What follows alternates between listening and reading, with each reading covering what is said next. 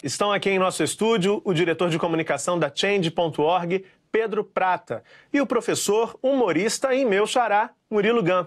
Nosso tema é a escola que os jovens querem. Muito obrigado pela presença aqui no nosso estúdio. Vou começar por você, Murilo, dando preferência ao xará, viu, Pedro? Não repara, não?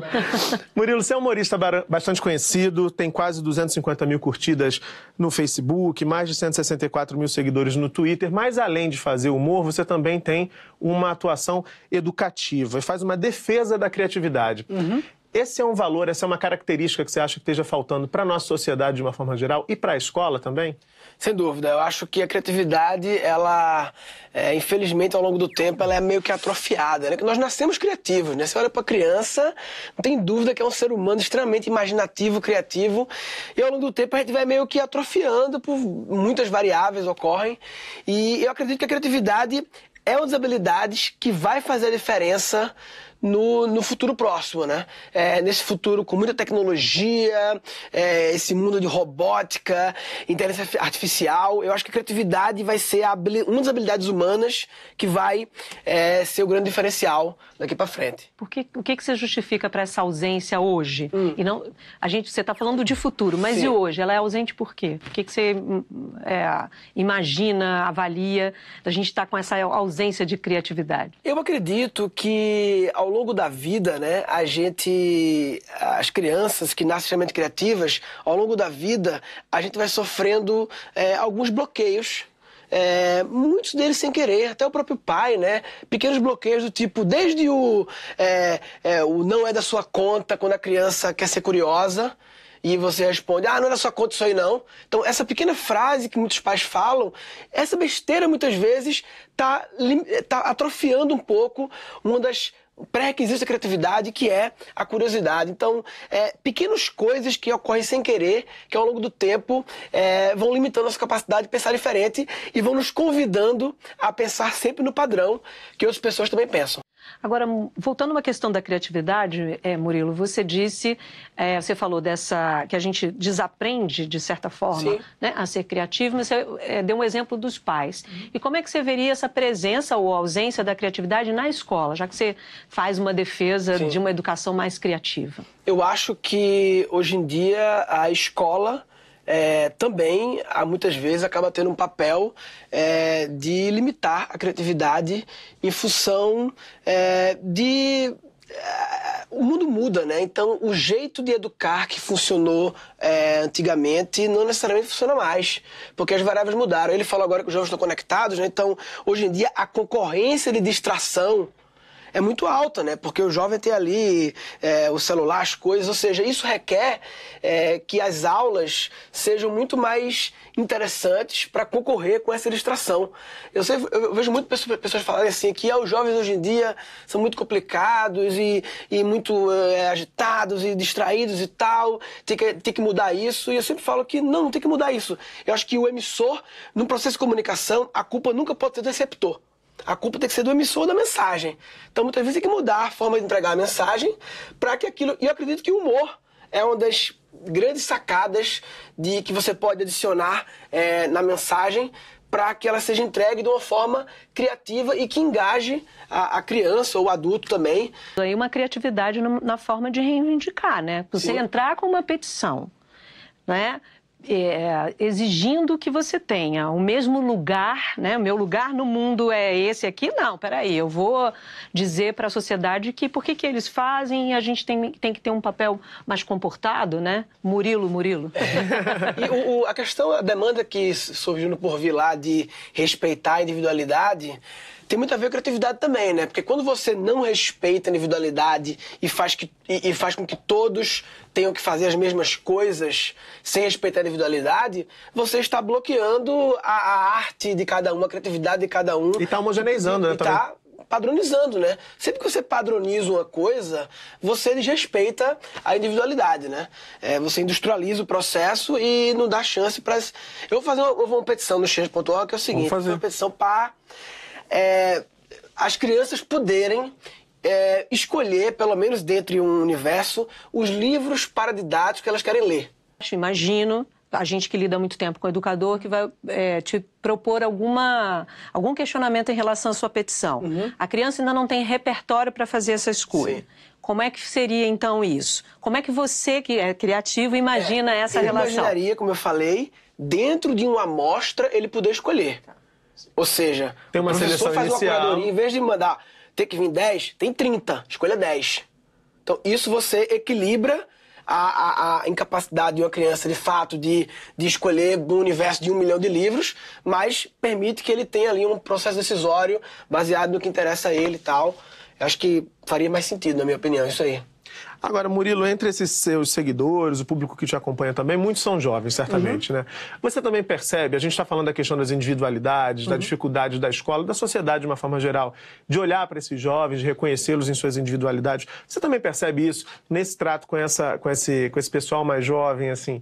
Há uma dificuldade da sociedade em olhar, reconhecer, valorizar e mesmo ouvir essas juventudes? Sim, eu acho que há uma dificuldade em reconhecer e isso é cada vez mais gritante, porque com o crescimento populacional, cada vez mais você vai ter pessoas diferentes querendo ir por caminhos alternativos, né? Quando eu digo alternativos, caminho, virar comediante é um caminho alternativo, né?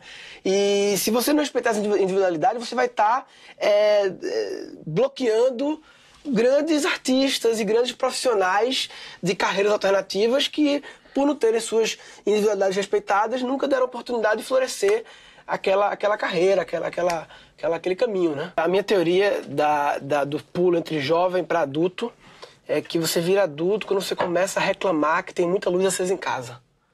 Luz acesa em casa. Quando você começa a dizer assim, desliga essa luz, tem muita luz. Você é sócio adulto. Da companhia. Você é sócio da companhia. Então, esse é o momento de você virar adulto. É uma boa definição. É o momento que você começa a pagar a conta. É uma boa definição. Devia ser o termo oficial, o marco oficial. Tá certo. Murilo, pesquisando para essa nossa conversa aqui, lá no seu site eu descobri que você trabalha com o conceito de reaprendizagem criativa. O que isso significa? Conta pra gente. O meu principal curso hoje em dia chama Reaprendizagem Criativa. É um curso via internet, online, de criatividade, em que eu tento resgatar, desbloquear alguns bloqueios que surgiram ao longo da vida e que impedem a gente de pensar diferente. Por exemplo, a gente estava falando aqui nos bastidores, né, e antes também, sobre adulto, jovem e tal.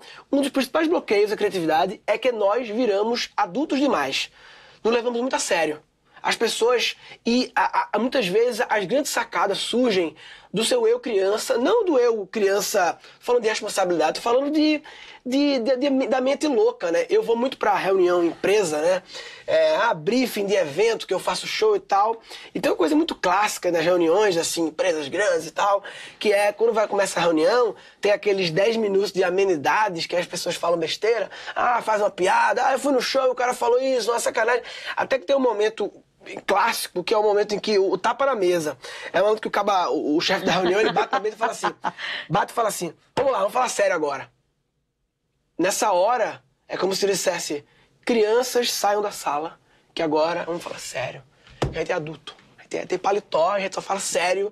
E aí entra a mente puramente racional, lógica demais. E nós fomos ensinados que a lógica é tudo, né? E, na verdade, lógica é a habilidade que as máquinas sabem fazer melhor que a gente. E o nosso diferencial é ser ilógico. Crianças são ilógicas. E nessa hora que ele fala, agora é sério, ele está espantando a ilogicidade, o infantil, o pensamento que eu chamo de comedy thinking. As pessoas têm que pensar mais como comediante, que é um pensamento infantil. Todo comediante é meio infantil. Ele é meio infantil nas ideias, entendeu? E são essas infantilidades que muitas vezes surgem grandes ideias. Quem é que faz esses seus cursos online da reaprendizagem criativa? O perfil dos meus alunos é interessante, porque muito pouco da indústria criativa. 20% no máximo. Indústria criativa que eu falo publicitário, designer, arquiteto, fotógrafo.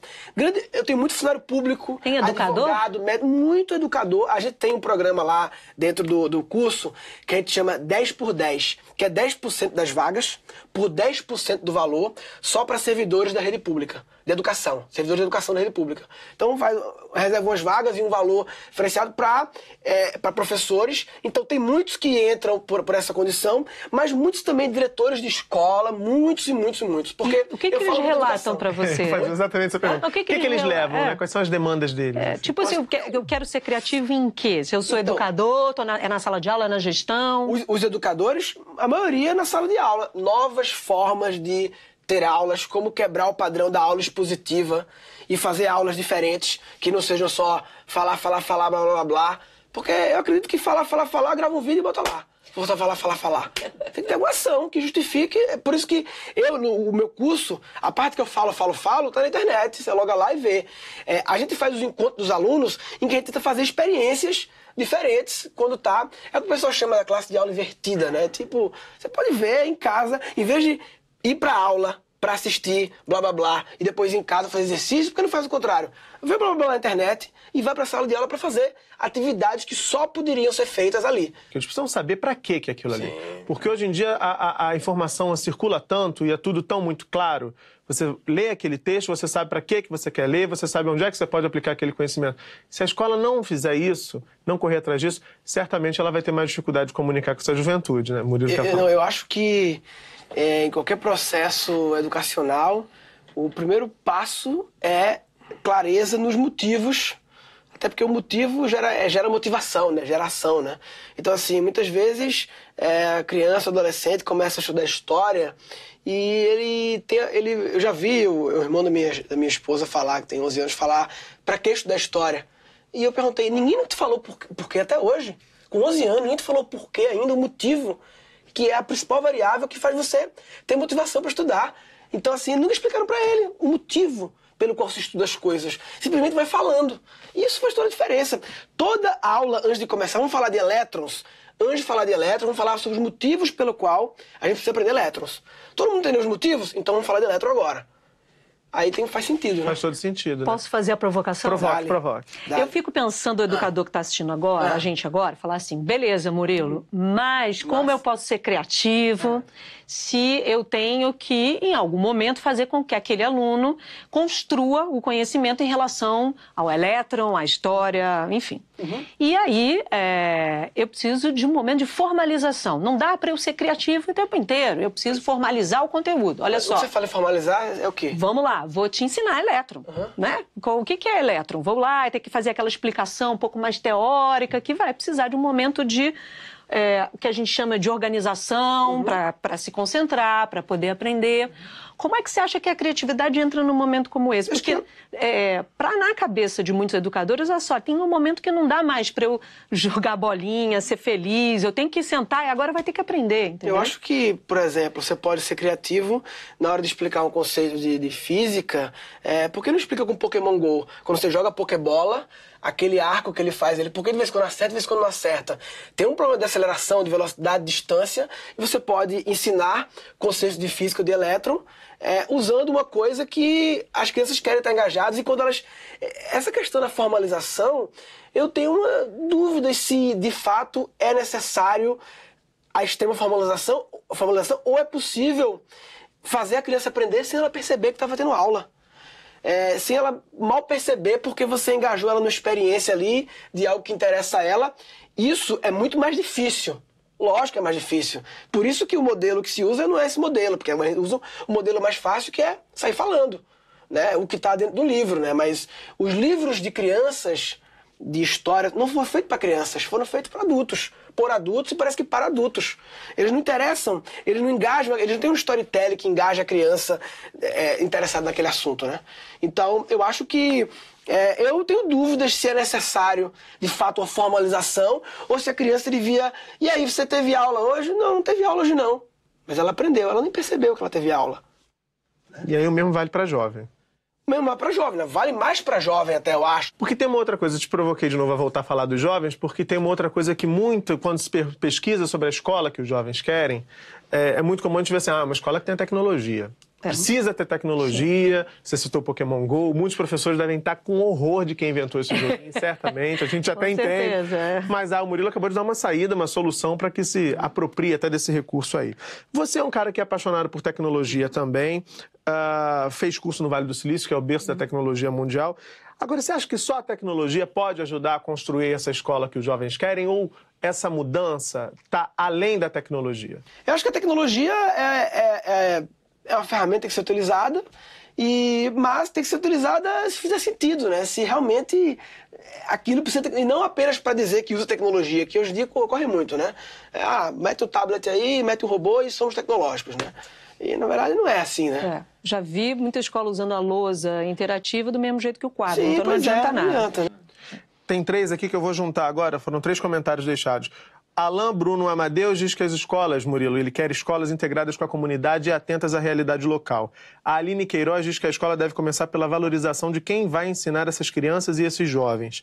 O Eric Koga diz que a escola deve dar aos jovens ferramentas para que eles almejem estar sempre em constante mudança. Quer dizer, são 3 opiniões aí que passam pela questão das relações humanas, né, por exemplo. Então, o jovem, aí a gente pode perceber que é uma demanda da juventude que a escola seja esse espaço aí de relações mais saudáveis, enfim. E, na verdade, para pensar, as escolas, o pessoal falou muito em relações humanas, né? E essa é uma matéria que normalmente não tem na escola, né? Ninguém ensina como se relacionar com pessoas, né? Então, assim, a gente tem sempre muito conhecimento, mas ninguém fala sobre autoconhecimento. É sobre olhar para dentro, é sempre pegar o conhecimento que os outros concluíram e botar para dentro. Mas e você olhar para dentro? Meditação, mindfulness, relações interpessoais com as pessoas, empatia, né? Então, muitas habilidades aí que são essencialmente humanas, que não eliminando a importância dos conhecimentos científicos e tal, mas tendo que equilibrar com esses outros aqui. O Parlamento Juvenil do Mercosul desse ano tem o tema Protagonismo Juvenil, vai discutir assuntos como direitos humanos, gênero, inclusão educativa e participação cidadã. A gente fica muito feliz de tê-los aqui, de poder ouvi-los e ver que sim, de acordo com os olhares de vocês dois, as juventudes estão muito mais dispostas a participar, inclusive, do processo de tomada de decisões na sociedade brasileira, né, Pedro? Acho que sim, acho que a gente tem a tendência de reproduzir uma fala de adulto de que o jovem dessa época não é tão participativo como o jovem que eu era. O que eu acho, na verdade, é uma grande besteira. Eu acho que reconhecer, estimular e abrir portas para que o jovem participe, como jovens de gerações anteriores participaram, é sempre mais vantajoso do que criticar alguma postura um pouco mais reativa, né? Murilo, certamente vai ser melhor construir, mais fácil construir a escola que os jovens querem, ouvindo esses mesmos jovens. Sim, tem que ouvir mesmo os jovens. E eu queria só finalizar dizendo, a gente fala tanto dos jovens e é o tema, lógico, mas esquece que os adultos também têm que continuar tendo educação continuada, né? Porque eu vejo os caras falando assim, não, já terminei os estudos.